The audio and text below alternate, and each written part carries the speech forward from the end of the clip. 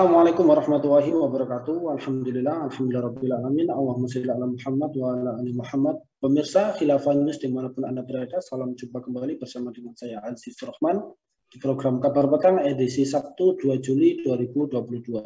Insya Allah beberapa menit ke depan kami akan menemani Anda mencermati dan menelaah berita paling menarik dan paling populer hari ini bersama narasumber yang kompeten di bidangnya dan tentunya dari sudut pandang Islam.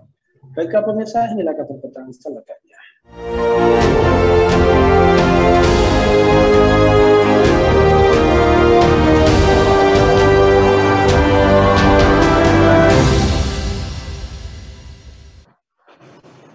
Pemirsa, kolumnis harian Al-Sharq, media yang berbasis di Doha, Qatar, Abdullah Al-Amadi ikut mengecam penghinaan Holy Wings yang membawa Nabi Muhammad dan Maria untuk promosi bagi pengunjung untuk mendapatkan minuman keras secara gratis dengan menunjukkan kartu tanda penduduk.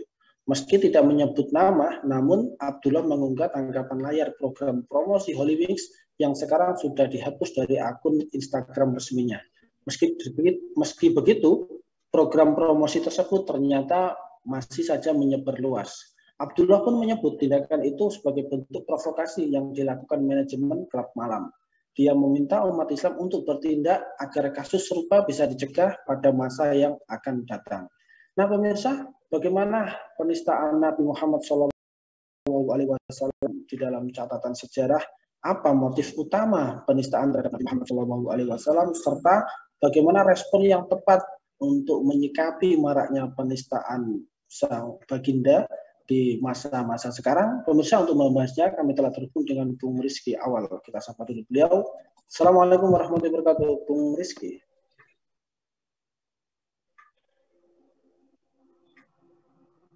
Waalaikumsalam warahmatullahi wabarakatuh, Bang Aziz. Alhamdulillah, ini gimana nih kabarnya Bung Rizky ini? Sehat, Bung? Sehat, alhamdulillah. Di tengah banyaknya informasi yang senantiasa ada ya, wabil khusus di yang kekinian yang tentu kadang membuat hati kita tersakiti ya, meskipun beritanya telah lewat, tapi memang membuat hati kita itu sakit luar biasa. Ya, baik Bung, langsung saja ini menyikapi terkait dengan kasus yang ada ini, bahkan setelah viral di Indonesia, ini sampai ke luar negeri juga ya, bahkan disikapi oleh salah seorang kolumnis ya di Doha, di Qatar sana. Nah, melihat kasus dugaan penistaan agama akibat promo miras yang dilakukan oleh Holy Wings ini ya, menurut Anda sendiri, setelah beberapa masyarakat melakukan protes, apakah kasus Holy Wings ini merupakan sebuah fenomena gunung es begitu? Dan kira-kira apa ini akar permasalahannya ini dari kasus ini? Ya, sebenarnya peristiwa yang terjadi beberapa waktu yang lalu, beberapa hari yang lalu ketika Holy Wings ya, salah satu tempat hiburan yang punya cabang puluhan ya, bahkan dikabarkan punya karyawan sebanyak 3.000 orang itu dalam satu di postingan di sosial media mereka Instagram itu mengupdate tentang ada gratis ya atau promo terkait dengan pemberian para konsumen atas yang memiliki nama dua ya, Muhammad dan Maria. Baik itu di dalam agama Islam maupun di dalam agama Nasrani, masing-masing Muhammad dan Maria ini itu punya punya letak tersendiri, nama yang cukup istimewa ya. Kalau di dalam Islam tentu Maryam dan Muhammad ya. Kedua ini menjadi sosok yang sangat istimewa. Satu menjadi seorang nabi ya, yang tentu menjadi teladan bagi kaum muslimin. Yang satu menjadi ibu yang melahirkan Nabi Isa alaihissalam tentunya. Nah, kasus penghinaan yang dilakukan oleh Holy Wings ya, ini menurut saya bukan sekedar kasus biasa ya. Tentu kita memahami kenapa muncul dua nama itu ya, dengan nama Muhammad dan juga Maria yang muncul ke permukaan. Itu artinya dari database mungkin yang ada atau dari data pengunjung yang ada, artinya mereka telah melakukan riset ya, mana yang paling banyak masuk di menjadi konsumen mereka, konsumen Holy Wings untuk menikmati sajian-sajian yang dilakukan oleh Holy Wings, dan produk mana dan hari apa yang mungkin menurut mereka tuh harus dinaikkan. Nah, itu yang dilakukan oleh pihak promosinya tentunya, dan itu nggak bisa dong ya. Ini promosi yang sifatnya akan mempengaruhi 40 cabang. Artinya kemungkinan besar promosi ini diketahui oleh pejabat atau orang yang punya kedudukan di Holywings itu sendiri. Jadi nggak mungkin hanya sekedar sampai 6 tersangka yang ditetapkan oleh polisi ya, sampai manajer atau direktur bagian kreatif juga ditahan oleh polisi. Sejauh ini kita acungin jempol terkait itu, tapi penuntasan ini nggak cukup sampai di sini. Artinya ini harus diungkap secara menyeluruh tentang kasus ini. Ini yang pertama. Yang kedua, fenomena yang terjadi di negeri ini yang mengaku sebagai negara berdasarkan ketuhanan yang Maha Esa, justru kita perhatikan betapa suburnya kasus-kasus penistaan. Baik itu penistaan berlabel agama ya, atau penistaan yang sampai ke kasusnya menghina Nabi ya, Sallallahu Alaihi Wasallam gitu. Ini bukan kasus pertama ya. Beberapa waktu yang silam kita ngelihat ada Muhammad KC ya. Ada juga MKC ya, saya tidak sebut Muhammad lah ya. Ada KC ya, yang sempat pada akhirnya oleh salah satu jenderal ya, Napoleon Bonaparte itu dihajar di dalam penjara gitu ya. Kemudian ada yang lain juga, ada Joseph Paul Zhang yang juga menghina Nabi Sallallahu Alaihi Wasallam juga, dan juga menghina agama Islam. Juga jangan lupa ada Saifuddin Ibrahim yang sampai saat ini belum ada penahanan ya. Saya belum sempat mendengar ada berita terkait penahanan dan upaya serius dalam menangkap Saifuddin Ibrahim yang itu melakukan penistaan juga terkait dengan agama dan terkait dengan Nabi dan juga Islam tentunya. Kemudian kasus-kasus yang lainnya yang heboh sekarang kan Pak Ahmad Saroni, salah satu anggota DPRD dari Nasdem ya, anggota DPRD dari Nasdem itu mengutuk keras ya, menyebutkan ada seorang wanita dalam keadaan mabuk, menyebutkan dan melecehkan Nabi Sallallahu Alaihi Wasallam di postingannya. Artinya memang ini bukan perkara 1-2 kali, dan ini perkara yang di negeri kita itu seakan-akan menghina Nabi ini hukumannya hukuman biasa ya. Maka wajar akan melahirkan kasus-kasus demikian gitu ya. Dan kasus ini tidak akan diusut secara tuntas kalau tidak dihebohkan. Maka ketika masyarakat melihat dan mengekspos yang terbesar, maka kasus ini akan menjadi perhatian, barulah dihukum. Dan hukuman tidak terlalu berat dibandingkan dengan pasal penghinaan presiden yang dan mungkin akan diketuk oleh pemerintah gitu ya. Menghina presiden itu lebih parah daripada menghina Nabi. Kalau kita melihat dari kedudukan ini, kedudukan hukum saat ini. Padahal pada faktanya ya, di dalam Islam ya, penghinaan Nabi Sallallahu Alaihi Wasallam itu kasusnya adalah kasus yang membuat seorang muslim murtad. Ketika seseorang itu tidak melakukan taubatan nasuha ya, itu tentu akan menjadi sesuatu hal yang harus diperhatikan di hukum. Hukumannya bukan masuk penjara, bahkan hukumannya bisa sampai hukuman mati ketika dia tidak melakukan taubatan nasuha. Artinya ini memang peristiwa gunung es yang sengaja dibiarkan ya, ataupun tumbuh dari lingkungan atau kehidupan bernegara kita yang sekuler, yaitu Fasluddin Anil Haya yang memisahkan antara kehidupan dengan agama. Wajar sehingga banyak akan timbul kasus-kasus ini ya. Ini bukan kasus terakhir menurut saya, yang nanti ke depan akan banyak timbul terkait dengan kasus-kasus penistaan agama. Wabil khusus melecehkan Islam, baik itu melecehkan Quran, melecehkan ajarannya, dan juga melecehkan Nabi Sallallahu Alaihi Wasallam. Ya baik Bung, lantas kemudian kalau kita melihat dan mencermati di dalam kasus Holywings sendiri ya, kalau kita lihat beberapa waktu belakangan ya, bahkan bukan hanya di Indonesia, di dunia pun juga beberapa kali heboh ya insiden-insiden yang berkaitan dengan penghinaan Nabi Muhammad SAW. Contohnya di Eropa, bahkan beberapa waktu yang lalu juga terjadi di India. Nah, catatan Anda terkait dengan sejarah penistaan baginda di era modern saat ini seperti apa ini, Bung Rizky? Ya, kalau kita melihat di era modern ini memang sangat yang paling panas ya terkait dengan kasus yang diucapkan oleh politisi perempuan India, yaitu Nupur Sharma ya, dari Partai Bharatiya Janata ya. Kalau kita perhatikan kasus yang di India ini kan bergulir luar biasa. Terakhir ada seorang penjahit yang juga menghina Nabi SAW di India, yang itu dieksekusi mati langsung oleh seorang Muslim. Ya, itu menjadi kasus yang cukup besar, akhirnya tetap memperpanjang terkait dengan kasus penghinaan Nabi. Sebelumnya kita tarik ke belakang terkait dengan kasus yang juga ditimbulkan oleh Macron. Macron ini Perdana Menteri Perancis ya, yang juga membuat heboh dunia internasional, bahkan mengecam terkait perkara itu juga.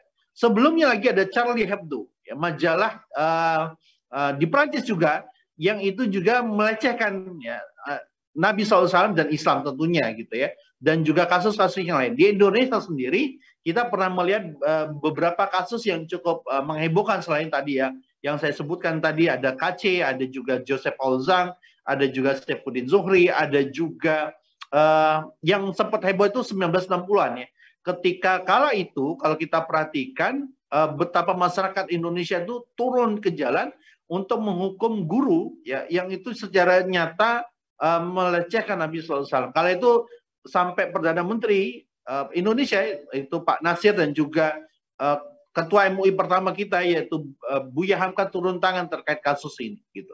Ini artinya sejarah panjang terjadi secara berentetan terkait dengan penghinaan ajaran Islam, penghinaan kepada kaum muslimin, penghinaan Islamnya dan penghinaan Nabi SAW itu terjadi karena sekali lagi ya tidak ada junnah, tidak ada perisai yang melindungi kaum muslimin, dan seakan-akan kaum muslimin itu tidak punya nilai value yang cukup besar, yang itu membuat musuh-musuhnya bergetar, yang membuat musuh-musuhnya takut, yang membuat musuh-musuhnya itu enggan untuk merusak dan mencitrakan buruk kaum muslimin.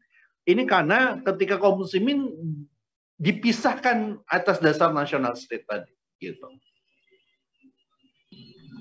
Ya, baik Bung. Kemudian kalau kita bicara terkait dengan era sekarang atau era kekinian, ini kan kita juga melihat ya bagaimana penghinaan kepada Nabi Muhammad dan juga ajaran Islam ya, ini seolah-olah menjadi mudah begitu, apalagi dengan kasus-kasus di media sosial. Nah, menurut Anda sendiri, Bung Rizky, bagaimana respon yang tepat ya atas maraknya penistaan Nabi Muhammad SAW di sosial media untuk kondisi sekarang?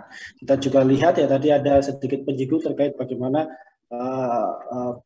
seseorang bernama Saifuddin ya yang kemudian menghina Islam ya melalui akun sosial medianya, sampai sekarang juga tidak ditangkap ya, tidak diproses. Nah, ini kita menyikapinya seperti apa ini untuk kondisi sekarang? Iya, jangankan itu Mas Aziz ya, kita masih ingat betul ketika ada puisi yang heboh dibacakan oleh ibu-ibu ya, yang sampai saat ini belum ada penindakan terkait kasus penistaan itu. Itu sebenarnya kan menistakan ajaran Islam ya. Dan kalau kita melihat case yang ada, justru kasus-kasus yang muncul yang sebenarnya sempat menghebohkan di masyarakat itu lebih pada akhirnya dininabobokan kasus-kasus itu. Dan kita seakan-akan lupa ya sudah berapa banyak penghinaan kepada ajaran Islam, penghinaan kepada kaum muslimin, penghinaan kepada Islamnya sendiri, dan penghinaan kepada Nabi SAW di negeri kita tercinta. Gitu ya. Apalagi ketika sosial media sekarang itu lebih garang patroli terkait dengan orang yang melecehkan, menghina ya, mengkritik penguasa daripada melecehkan, mengkritik menghina ajaran Islam dan juga turunannya, termasuk menghina Quran dan juga Nabi SAW. Ya, penindakannya agak cukup lamban, kecuali kasus itu diekspos secara besar. Ya, artinya baru bertindak kalau viral. Kalau tidak viral itu tidak akan punya tindakan yang cukup masif tentunya di sosial media. Nah, kalau mau terkait dengan keadilan, mau dibentuk secara nyata terkait dengan kasus-kasus penghinaan yang ada, penistaan-penistaan agama yang ada, maka seharusnya pemerintah dan penegak hukum itu berlaku adil terkait itu. penindakan cepat harus dilakukan itu, dan tentu ini terjadi sekali lagi Bang Aziz karena tidak ada sistem yang mampu melindungi kehormatan kaum muslimin dan ajarannya. Gitu. Jangankan itu, terkait dengan ajaran Islam saja itu mengalami semacam deradikalisasi, misalnya mengalami semacam pemburukan makna. Misal ya, ada dua kata yang saat ini agak ragu untuk diucapkan oleh masyarakat, yaitu pertama terkait dengan khilafah sebagai ajaran Islam, ya, khilafah sebagai sistem pemerintahan di dalam Islam. Yang kedua terkait dengan perkara jihad. Yang kedua-duanya ini merupakan ajaran Islam, tidak bisa terpisahkan sama sekali. Gitu. Dan jihad khilafah itu sama halnya dengan perkara sholat, sama dengan perkara puasa, sama dengan perkara sholat taharah, sama dengan perkara pembahasan ekonomi syariah, ya, yang itu mengeluarkan riba, ya, bukan bagian dari sistem ekonomi yang harus dipuji. Gitu. Maka seharusnya juga baik itu khilafah dan juga jihad itu bukan sesuatu yang menjadikan ketakutan. Gitu. Ini merupakan ajaran Islam yang semuanya merupakan ajaran dari Nabi SAW.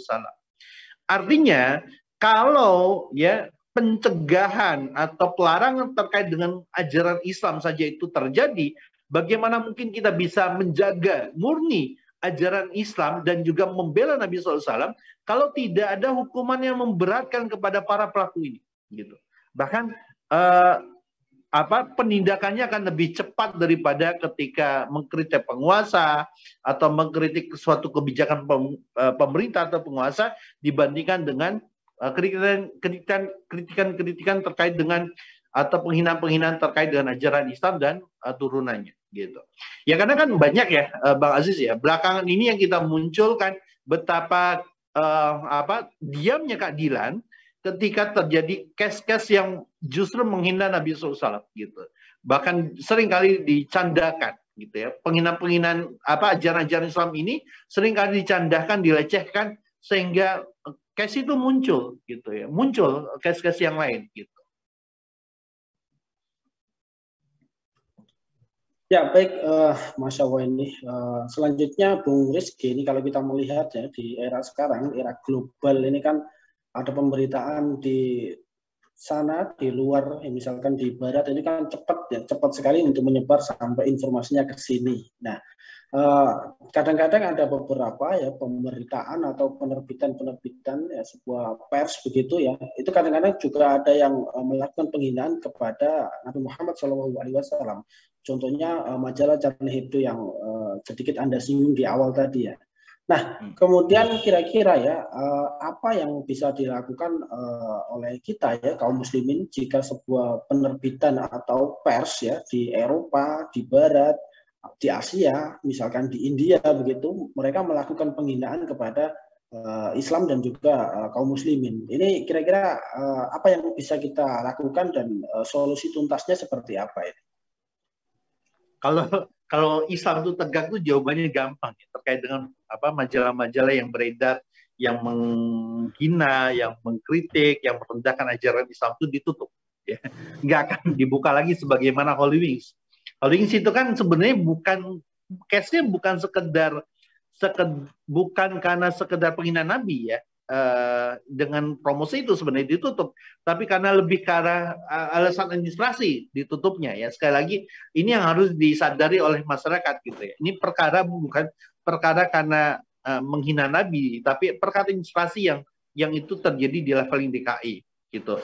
Karena seharusnya kalau mau pemerintah itu ya dan juga Pemda di berbagai daerah itu nggak sekedar menutup Holy Wings saja, tapi juga menutup tempat-tempat hiburan malam yang lain yang itu berdampak negatif kepada perkembangan kehidupan generasi berbangsa dan bernegara kita.